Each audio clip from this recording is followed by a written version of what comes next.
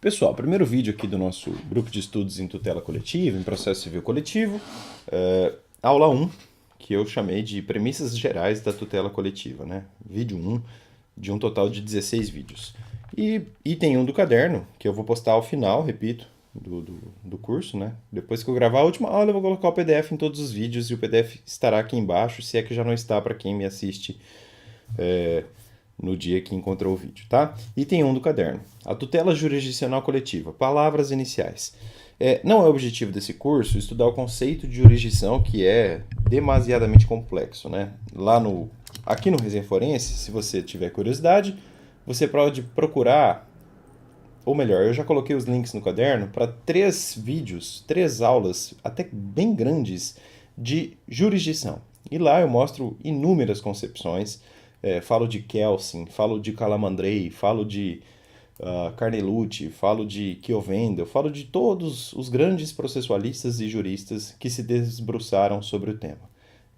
E lá nós temos mais de 4 horas de conteúdo. Então, o meu objetivo aqui não é explorar isso, mas eu vou comentar en passant, o que a maioria dos manuais costuma trazer quando estuda a tutela coletiva para massagear um pouco a matéria para quem não está muito familiarizado com a tutela coletiva. Mas eu coloquei os links aí para quem tiver essa curiosidade. Muito bem. A doutrina bifurca a tutela jurisdicional em individual, que é a rotineiramente estudada no processo civil, e em coletiva. A tutela jurisdicional coletiva ofereceria a proteção jurisdicional ao direito material transindividual, meta-individual ou supraindividual, que a gente vai ver depois. E esse aí, o direito material transindividual, se bifurcaria em direito difuso e em direito coletivo. Vamos falar disso depois, não se preocupe com essas categorias agora. A tutela coletiva também é utilizada para a tutela do direito material individual, com uma tutela dúplice, como consta de alguns manuais, né? O direito individual homogêneo e o direito individual indisponível, caso em que há a proteção de apenas um indivíduo, né? A gente vai ver isso depois no ECA, e para quem tiver curiosidade, tem um curso só de ECA aqui no canal, e também no Estatuto do Idoso. Imagine você que me assiste uma proteção, por exemplo, via ação civil pública, com uma tutela jurisdicional que abarcaria o direito individual indisponível de uma criança ou de um idoso, né? Colocar uma criança numa creche, por exemplo, mas aí é uma criança. A tutela jurisdicional coletiva é uma política de opção legislativa, né? E ela é aplicada conforme o legislador entender cabível. Simples assim.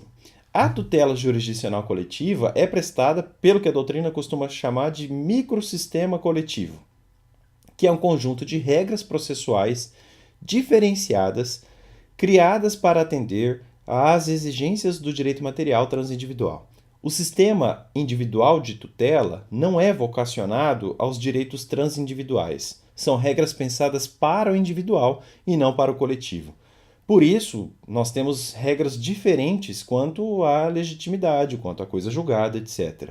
Entenda bem isso, você que me assiste. A tutela coletiva é uma espécie de tutela diferenciada, em contraposição, à tutela dita comum, que abarca as regras do procedimento comum, ordinário, do procedimento lá do CPC, usado sempre na tutela individual de direitos. Na tutela coletiva, as coisas são diferentes, bem diferentes. É uma processualística diversa, é um processo diferente, é uma forma diferente de pensar o processo.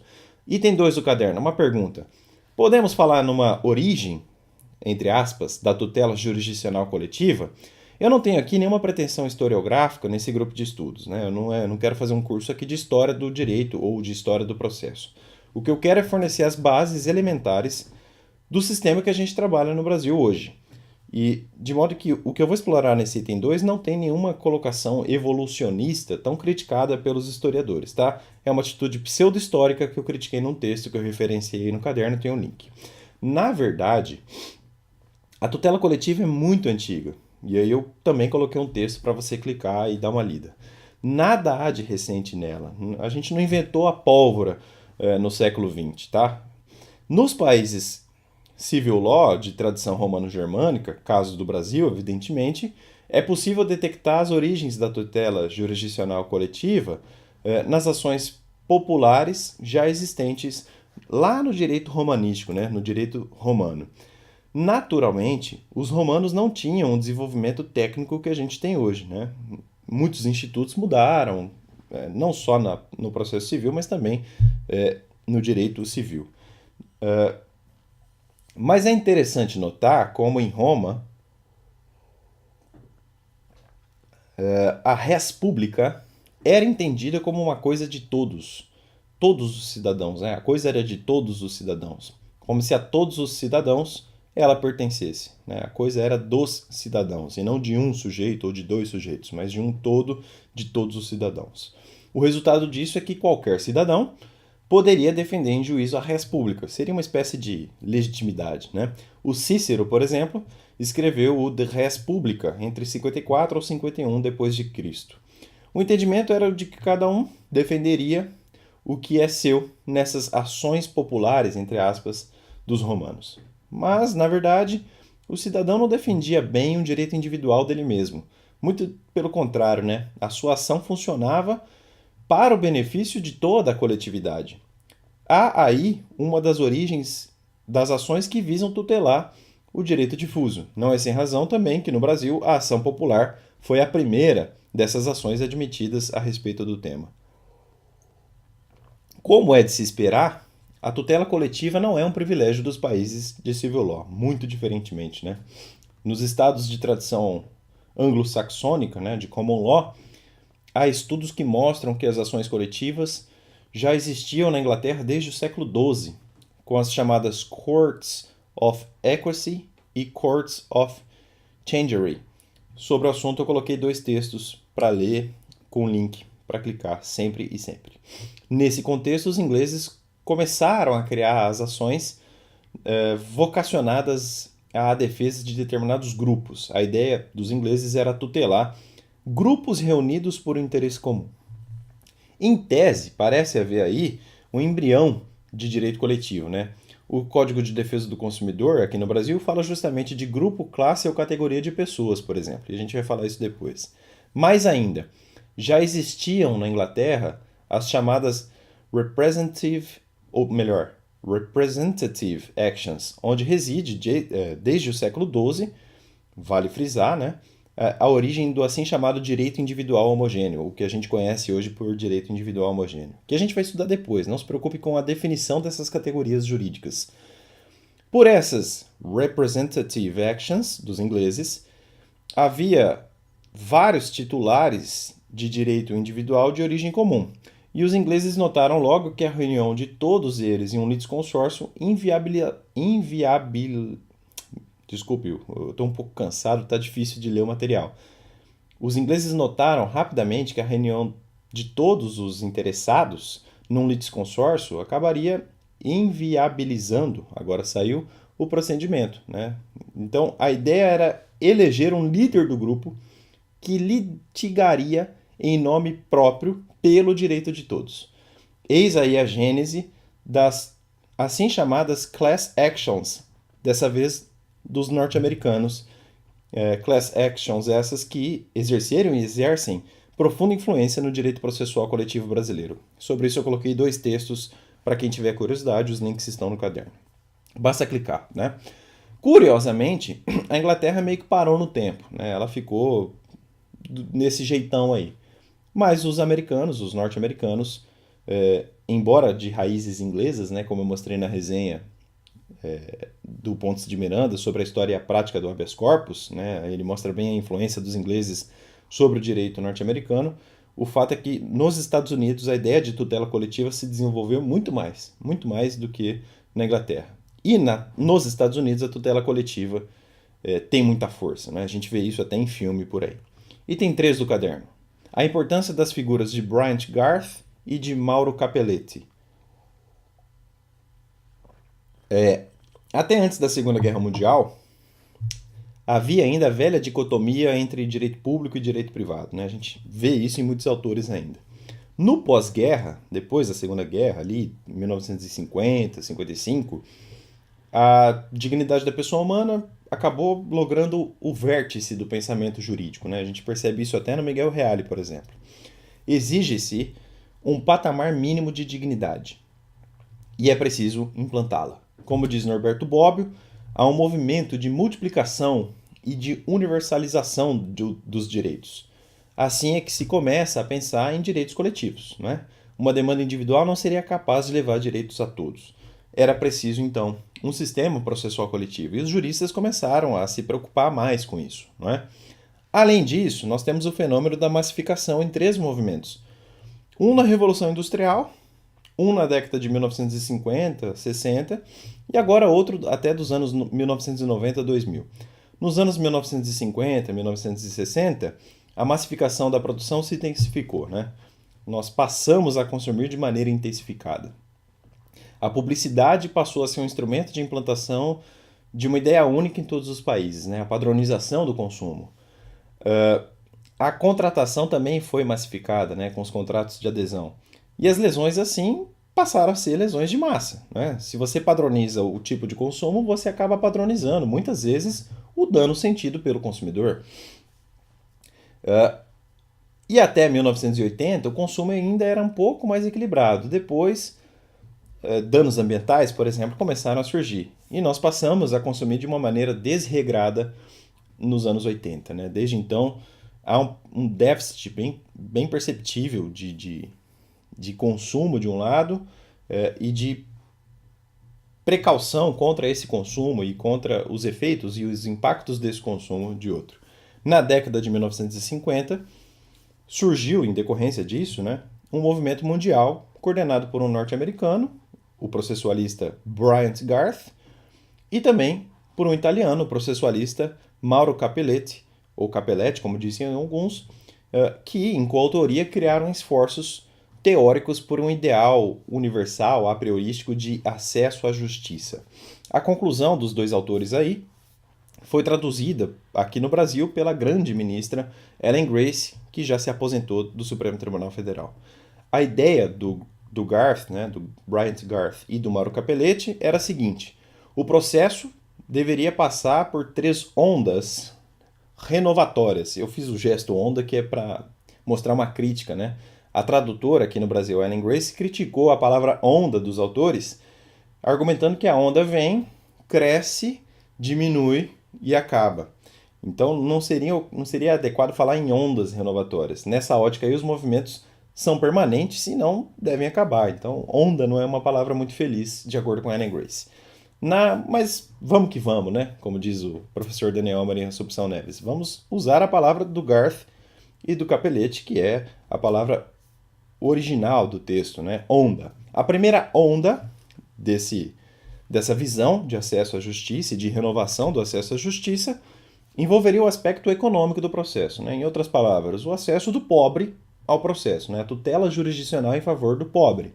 No processo coletivo, a gratuidade do processo coletivo tem apenas o viés de incentivar a sua propositura, né? Não é uma onda renovatória apta a influenciar decisivamente o direito coletivo, portanto.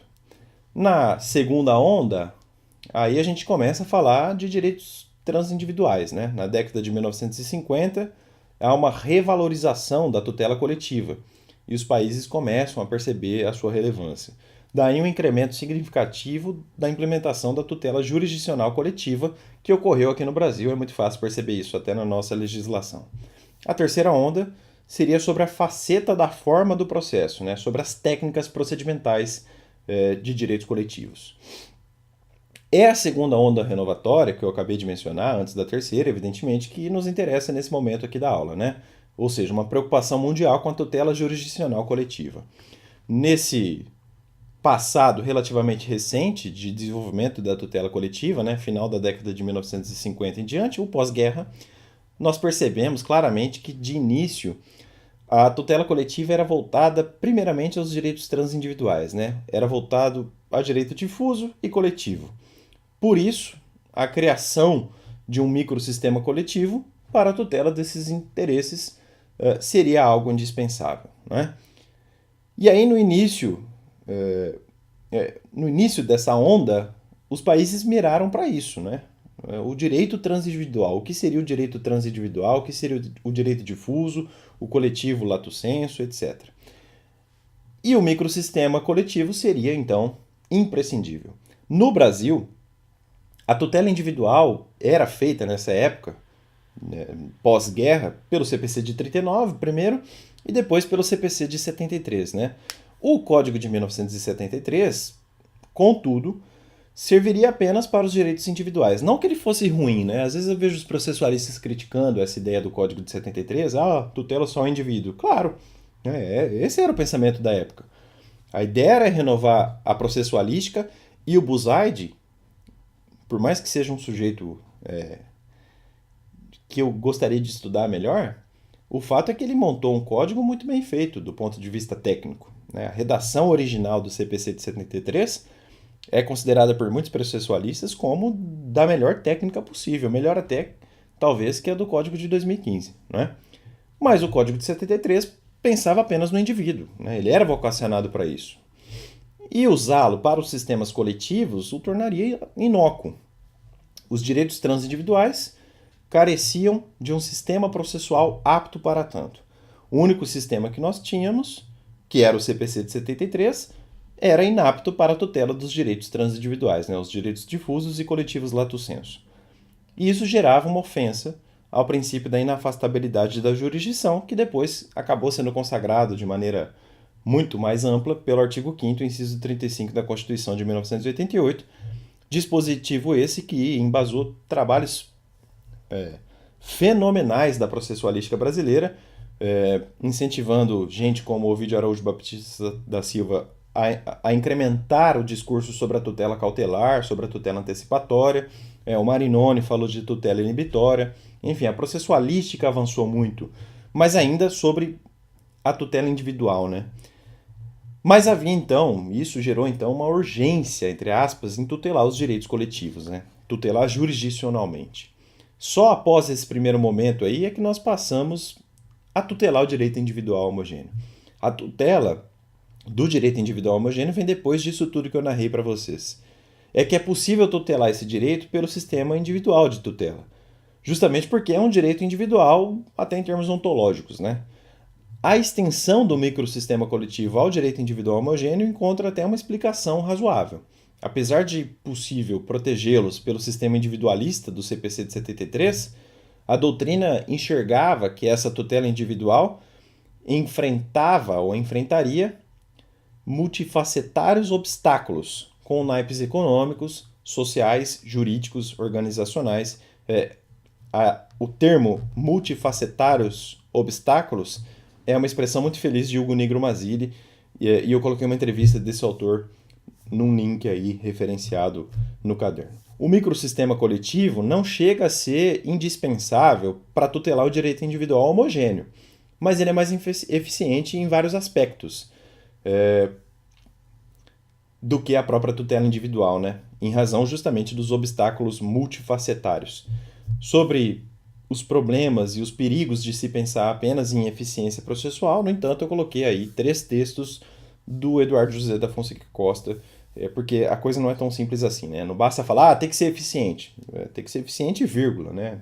O processo é uma ferramenta de garantia e, como tal, ele não pode solapar direitos, né? Então, fica aí a ponderação. Mas a ideia, o germe era esse, né? Então, o sistema jurídico começou a olhar para os danos massificados e a pensar, olha, a gente precisa dar um jeito de conferir uma tutela jurisdicional para isso. Talvez seja interessante criar um mecanismo capaz de abranger esse todo aí com o mínimo de esforço possível, né? E equilibrando, evidentemente, direitos fundamentais, né? Contraditório, ampla defesa, sem deixar de vislumbrar o processo como instituição de garantia, o que é muito importante. Item 4 do caderno. Microsistema coletivo. Pergunto a você que me assiste, o que é microsistema coletivo, né? Você falou disso e não explicou, Marcelo. Vou explicar. Já é importante ter noção de que o microsistema coletivo é formado por várias leis. É um conjunto de leis, né? Não existe um código de processo coletivo, tá? Até se tentou fazer isso, mas não deu certo. Em 2009, houve uma tentativa de unificação, um projeto de um Código de Processo Civil Coletivo, que não passou pela CCJ e foi abortado pelo Congresso Nacional. Não passou, infelizmente, né? Facilitaria muito concentrar as regras num diploma só, mas isso não foi possível. Então a gente vive hoje e uma coxa de retalhos, né? Uma multiplicidade de leis a respeito do tema, da tutela coletiva. O CPC de 2015 até repercute em certos pontos, mas ele ainda é vocacionado à tutela individual, que é muito importante ao lado da tutela coletiva, né? Ninguém aqui está falando que a tutela individual não é importante. Às vezes eu vejo alguns autores falando que a ideia do CPC seria individualista demais, revelaria o espírito libertário e liberal do século XVIII, etc, etc, o que é um exagero. É evidente que a gente precisa de um sistema que tutele o indivíduo, né? O dia que você precisar mover uma ação, você precisa contar com um sistema normativo processual a seu favor, né? Mas, de fato, nós precisamos pensar, sim, se pretende instaurar um processo coletivo sério, nós precisamos melhorar, incrementar a normatividade disso. E seria bem-vindo, de fato, um código de processo coletivo que ainda não aconteceu. Mas nós temos, como eu falei, várias normas em vários diplomas que se interseccionam e formam um núcleo duro. Eu vou explicar isso melhor daqui a pouco. Esse conjunto de leis que eu acabei de falar cria regras procedimentais diferenciadas. É a tutela diferenciada que eu falei no começo da aula, né? As inovações são mínimas, tá?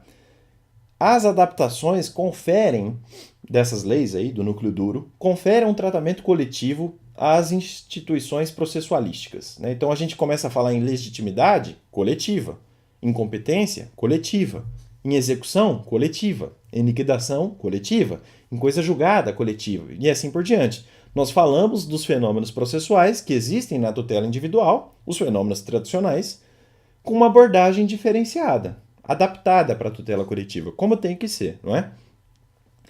Apesar de várias as leis no direito brasileiro envolvendo, de algum modo, uma tutela coletiva, a gente encontra isso em direito ambiental, a gente encontra isso no ECA, no Estatuto do Idoso, etc. É possível, segundo a doutrina, isso se repete nos manuais por aí, isso já é um dogma praticamente no direito brasileiro, é possível identificar um núcleo duro, como eu falei, dessas normas de direito processual coletivo, e esse núcleo duro é formado pela Lei de Ação Civil Pública, pelo Código de Defesa do Consumidor e pela Lei de Ação Popular. Eu fiz um esquema bem didático, né? Lei de Ação Civil Pública, CDC e LAP, tudo num filtro só, gera um núcleo duro do processo civil coletivo. Dá para fazer também o seguinte, 3 círculos que se interseccionam e o centro dele forma o núcleo duro, né? A LACP, o CDC e a Lei de Ação Popular, elas reunidas, esses diplomas reunidos formam, quando vistos de um jeito só, um núcleo duro, um sistema normativo apto e vocacionado à tutela coletiva. Esses diplomas são até repetitivos, parece que um repete o outro, fica até chato. E muitas vezes eles se complementam também. Uma lei acaba complementando a outra, né? São mais complementares e repetitivas do que conflitantes, na verdade. Isso é muito importante e confere até uma harmonização interessante para a tutela coletiva. Isso é muito importante. Pergunta, e essa pergunta é difícil, tá? De responder. E se houver um conflito de normas entre esse núcleo duro com alguma lei específica? Então, por exemplo, se houver uma divergência do ECA, por exemplo, com o CDC, com a LAP e com a LACP, né? O que acontece? Eu encontrei 3 correntes doutrinárias sobre esse tema. A primeira corrente é ancorada pelo professor Fred Didier Júnior, lá da Bahia, que sustenta a aplicação da regra do núcleo duro, sob a justificativa de buscar justamente a homogeneidade do sistema, né? O sistema tem que ser íntegro, então olhemos para o núcleo duro. A segunda corrente, que é ancorada pelo Gregório Assagra de Almeida, entende que é preciso aplicar a lei específica por conta do uso das regras tradicionais da hermenêutica jurídica, né? A regra específica prevalece sobre a regra geral. Como diz, mais uma vez, Gregório Assagra de Almeida. Me parece a melhor posição, tá? A terceira corrente defende a aplicação da lei que seria mais benéfica à tutela do direito. Fernando da Fonseca Gajardoni. Não sei se essa tese é a mais correta, eu ainda prefiro a segunda. De qualquer maneira, há quem chame o microsistema coletivo também de sistema único coletivo, não é tão frequente, dá para encontrar em alguns acórdãos por aí, e de mini-sistema, como preferiu um dia a saudosa professora Ada Pellegrini Grinover, que recentemente faleceu.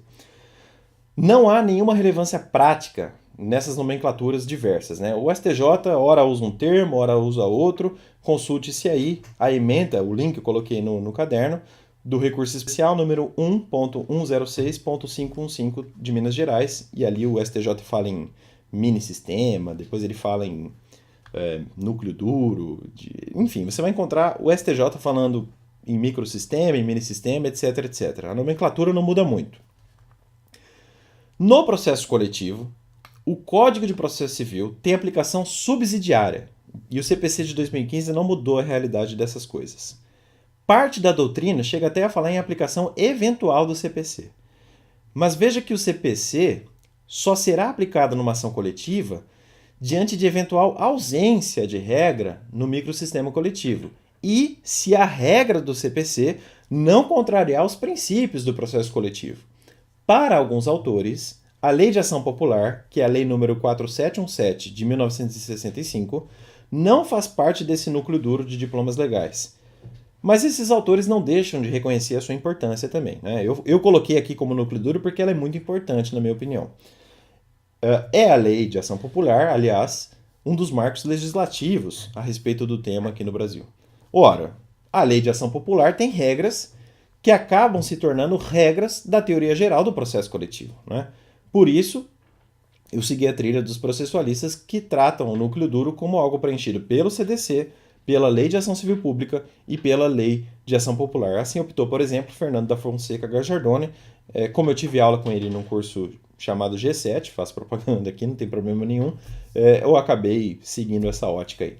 Não há como ignorar, por exemplo, que o artigo 19 caput da LAP, da Lei de Ação Popular, impõe a remessa necessária. Lembra da remessa necessária, ou reexame necessário no sistema do CPC de 73? Olha o que ele fala, o 19 caput. A sentença que concluir pela carência ou pela improcedência da ação está sujeita ao duplo grau de jurisdição, não produzindo efeito senão depois de confirmada pelo tribunal. Daqui julgar a ação procedente, caberá pela ação com efeito suspensivo.